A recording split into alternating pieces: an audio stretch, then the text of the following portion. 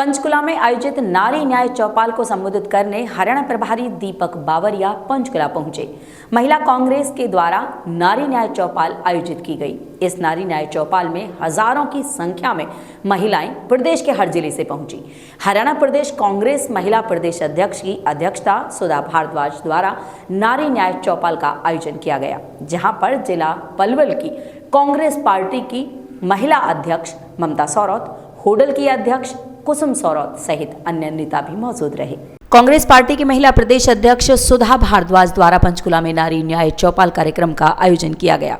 इस नारी न्याय चौपाल को संबोधित करने के लिए कांग्रेस के प्रभारी दीपक बावरिया पहुंचे। इस नारी न्याय चौपाल में हजारों की संख्या में महिलाएं प्रदेश के हर जिले से पहुंची। दीपक बावरिया ने कहा कि जिस विधानसभा में महिलाएं जीतने की स्थिति में हैं, उन जगहों पर महिलाओं को टिकट दिया जाएगा। उन्होंने कहा कि इस नारी न्याय चौपाल में महिलाओं की समस्याएं सुनी हैं और उनसे आने वाले विधानसभा चुनाव के बारे में भी चर्चा की गई। उनके क्षेत्र की समस्याएं भी पूछी गई ताकि उनको पार्टी के मैनिफेस्टो में डाला जा सके। बावरिया ने कहा कि भाजपा के शासन में 20 से 25 बार पेपर लीक हुए, लेकिन देश के प्रधानमंत्री ने इस बारे में एक भी शब्द नहीं बोला। भाजपा ने प्रदेश के 25 लाख युवाओं के साथ धोखा किया है। उन्होंने कहा कि भाजपा केवल चुनावों में जुमलेबाजी छोड़ती है, उनको पूरा नहीं करती। उन्होंने कहा कि भाजपा के शासन में देश के लोग महंगाई की मार झेल रहे हैं और भाजपा ने राजस्थान में कहा था कि राजस्थान में उनकी सरकार बनने पर 500 रुपए में गैस का सिलेंडर दिया जाएगा, लेकिन ये भी वादा पूरा नहीं किया है। उन्होंने कहा कि एक सप्ताह के अंदर उनका प्रदेश में संगठन तैयार हो जाएगा। कालका विधायक प्रदीप चौधरी, विधायक गीता बुक्कल, विधायक शैली चौधरी, जिला पलवल की कांग्रेस पार्टी की महिला अध्यक्ष ममता सौरौत, होडल की अध्यक्ष कुसुम सौरौत सहित अन्य नेता भी मौजूद रहे। अरे जो इतने 24 लाख युवाओं का भविष्य अंधकार में कर दिया, जिसके बारे में एक शब्द ये प्रधानमंत्री मुंह में से फटता नहीं है।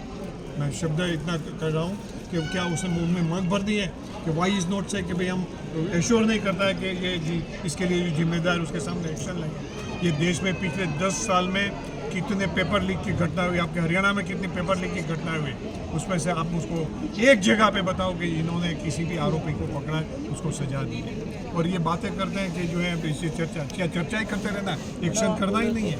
आप जो है कहते हैं कि एक बार राष्ट्रपति का अभिभाषण हो गया तो उसके आभार दर्शन की प्रस्तावना होती है, बीच में कुछ नहीं कर सकते। तो आप इमरजेंसी के मुद्दे पर उसके पर भाषण कर सकते हैं स्पीकर, मगर इतने 24 लाख बच्चों के भविष्य का सवाल है, उसके बारे में राहुल गांधी जी उसके लिए बात नहीं उठा सकते हैं। उसको टेक्निकलिटी दे दी। वो तो चाहते हैं कि कोई चर्चा ही ना करें और वो जो कह दें आप सब मान लें, जो जुमलाबाजी कर लें उसको आप स्वीकार कर दें। तो इसके सामने तो राहुल गांधी डट के आवाज़ उठा रहे हैं, पूरा देश आवाज़। संसद में जिस तरह से राहुल गांधी ने जब इस मुद्दे को उठाया तो माइक उनका बंद कर दिया गया और ओम बिरला द्वारा जो स्पीकर हैं उनके द्वारा जिस तरह से दीपेंद्र हुड्डा के साथ भी जो बातचीत का प्रकरण सामने आया है, आप इसको किस तरह देखते हैं कि कहीं ना कहीं तानाशाही हो रही है या विपक्ष को नीचा दिखाने की कोशिश हो रही है? निश्चित रूप से तानाशाही हो रही है, पिछले 10 साल से कर रहे हैं, मगर ये बार विपक्ष की ताकत ज़्यादा है।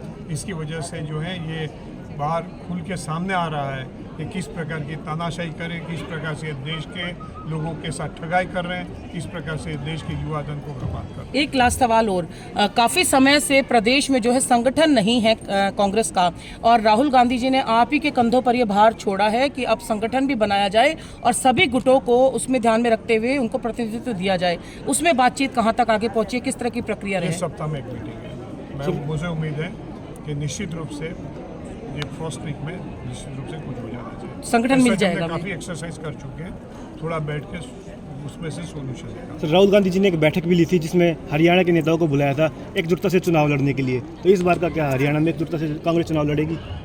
जिस तरह से किरण चौधरी की हम बात करें, उन्होंने भाजपा ज्वाइन कर लिया कांग्रेस छोड़कर, तो क्या हुआ उसे?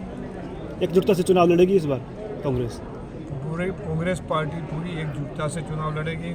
जो लोग पार्टी की छोड़ के चले जाते हैं, कमज़ोर हो जाते हैं, इधर उधर टिकट के लिए हाथ लगवाते हैं और जब उसका काम नहीं बनता है तो दूसरी पार्टी की ओर भी नज़र दौड़ाते हैं। मैं जो लीडर्स जो होते हैं सालों से कांग्रेस पार्टी के साथ रहते हैं और फिर चले जाते हैं, जरूर से परिवार से किसी भी सदस्य चला जाता है, उसकी कमी महसूस हम सब करते हैं और ठीक नहीं लगता है। मगर वो जो